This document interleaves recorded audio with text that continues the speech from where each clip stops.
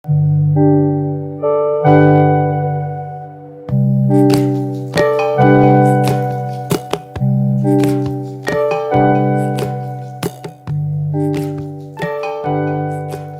by the National Academy of Design, E Pluribus Out of Many is the 2021 annual exhibition, the Academy's first digital exhibition guest curated by Dr. Kelli Morgan.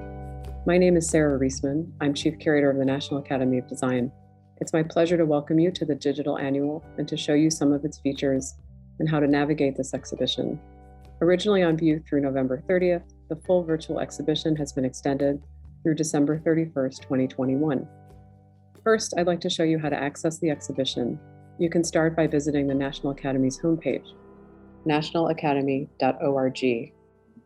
To reach the exhibition from the National Academy's homepage, click on the image of Squeak Carnwath's painting titled, Will It? Once on the exhibition website, you'll initially see a grouping of 3 works in a theme that Dr. Morgan has titled, Many Windows of Possibility. Let's take a look at Squeak Carnwath's piece, where you can click the magnifier on the lower right-hand side of the page to see more detail. Once to enlarge, a second time to zoom in on details even further. To go back, you can click on the X in the upper right-hand corner. If you scroll down, you can read about Carnwath's painting, which bears the message, Someday everything will be okay, in bright colors. If you scroll down further, you can read more about the artwork and the artist's statement. To the right of that is a grid featuring tombstone information about the artwork, including date, dimensions, and materials, as well as basic biographical details about the artist. Before diving further into the exhibition, I recommend reading through Dr. Morgan's introductory text to the show by clicking on Introduction in the upper right-hand corner. On the introduction page, you'll see a photograph of the Robert E. Lee Monument. Scroll down below the photograph to Dr. Morgan's introductory text, in which she takes issue with the American ideal, E pluribus unum, out of many one, a motto that at its best is a proposal for unity and equity, and at its worst has essentialized American identity and experience to the exclusion and oppression of many.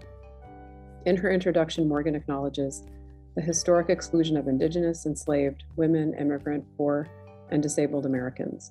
Reflecting on the 18 months of the pandemic, the National Academy of Design's 190th annual exhibition asks, what new futures can we create if we end our pursuit of a mythological national unity and accept our reality as an incongruent collective?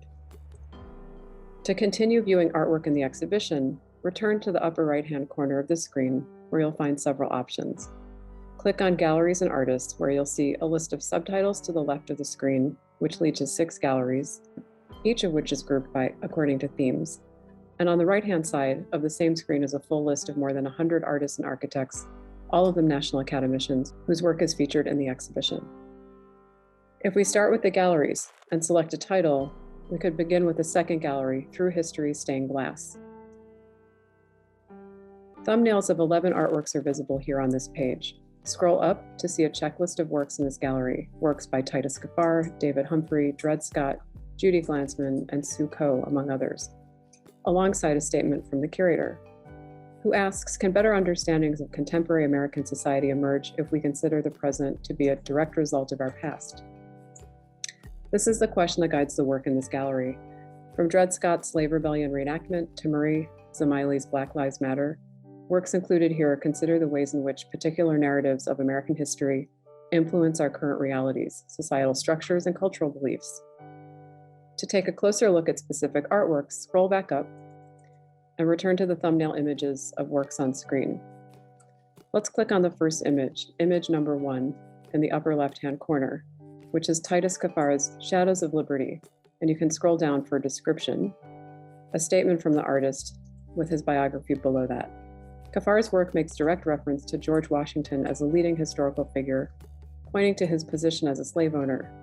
Shredded pieces of canvas bear the names of approximately 300 individuals who were enslaved by Washington. If you want to see other works in this part of the exhibition, scroll to the artist's name. Below his name, there's a link that you can click on to see all works in this gallery. Back to the thumbnails, let's take a look at image number 9, Enrique Chagoya's painting titled Greed from the 7 Deadly Sins series. You can scroll down to read about the work, which is one of 7 paintings that Chagoya has based on the late Belgian painter James Ensor's version of the 7 deadly sins. This particular painting makes reference to the havoc wreaked by the previous presidential administration and its effects on American political life. Having made the work during lockdown, the artist reflected on his experience as an immigrant and now citizen, and how harrowing the stories of violence at the US-Mexico border have been all the more extreme during Trump's presidency. Many works in the show have the option to view more detail. If we scroll back up to the image of Chagoya's work, you'll see on the right and left-hand sides there are arrows. Some works in the show have details that the artists and architects have documented. Here in Chagoya's case, we have painterly detail that shows texture and brushstroke, including a glass eye in the lower right-hand corner of the canvas. Let's go back up to the menu in the upper right-hand corner, and we can look at another one of the galleries. And let's go to Through Human Eyes, where we can look more closely at Njideka Akinyele Crosby's painting, Home Say It Loud. Notice when you reach this image, click the arrow in either direction to see details of Crosby's painting. You can also scroll down further to read about the artist and this work specifically. One of the youngest members of the Academy, Nigerian-born and Los Angeles-based artist Njideka Akinyele Crosby's intricate figurative works combine depictions of people and places from her life with photographic transfers drawn from her own personal image archive, complete with Nigerian magazines and media. Through a process that synthesizes drawing, collage, and photo transfer, the 2 artworks here, which can be read as a diptych, Crosby reflects on the double consciousness experienced by many immigrants of identifying with 2 places at the same time. Here we see Home As You See Me, which is set in Nigeria, and Home Say It Loud is set in the United States. This section of the exhibition, which Dr. Morgan has titled Through Human Eyes, is framed by questions like, what is the human experience? How does our quest for purpose align with concepts of unity and national identity? Including examples of both figurative and abstract works, this gallery helps us consider how human experience is both fleeting and tangible, from Lorraine Shemish's Trellis to Sangram Majumdar's Becoming. The artworks included here present our various realities, cultural practices, and the ways in which our existence as human beings is constantly in flux. Let's go back to the galleries to see other thematic groupings of the exhibition. Through History, Stained Glass, we can see Dred Scott's Slave Rebellion reenactment, Performance Still One. An artist who has long positioned his work in opposition to racism and capitalism, Dred Scott's practice is rooted in strategies that call into question the so-called truths of American ideology. In the fall of 2019, Scott realized a community-based roving performance work titled Slave Rebellion Reenactment, in which he restaged the 1811 Slave Rebellion, historically known as the German Coast Uprising, that involved more than 400 enslaved people. The 1811 uprising was led by Haitian-born Charles Delans to carry out what was one of the largest slave rebellions in American history.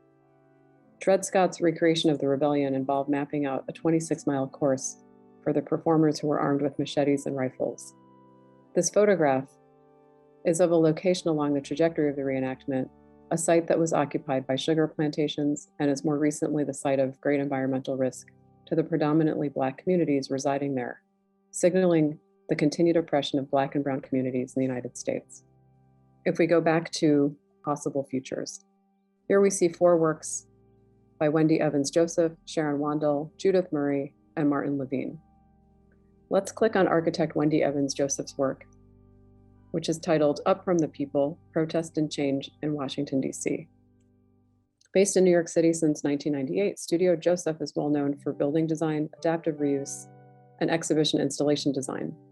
Up From the People is an educational exhibition design that Studio Joseph realized for the Martin Luther King Memorial Library in Washington, D.C.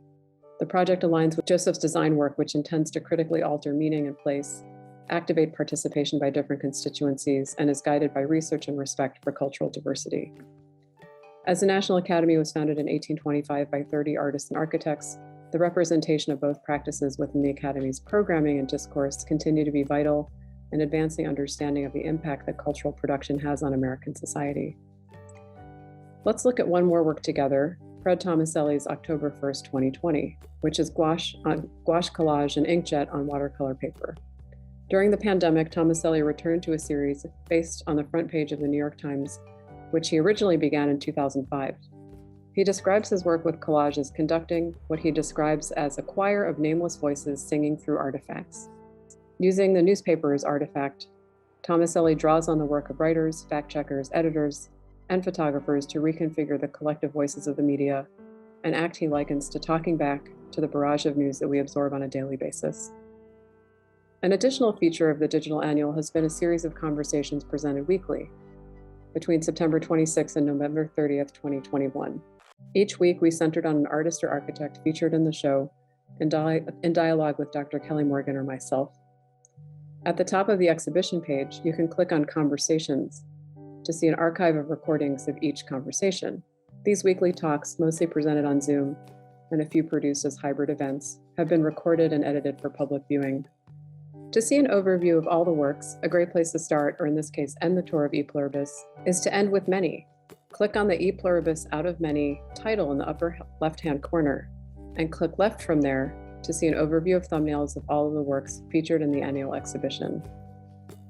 This tells a complex story about what academicians have experienced over the last 2 years, reiterating how the National Academy of Design continues to advance a diversity of practices and perspectives.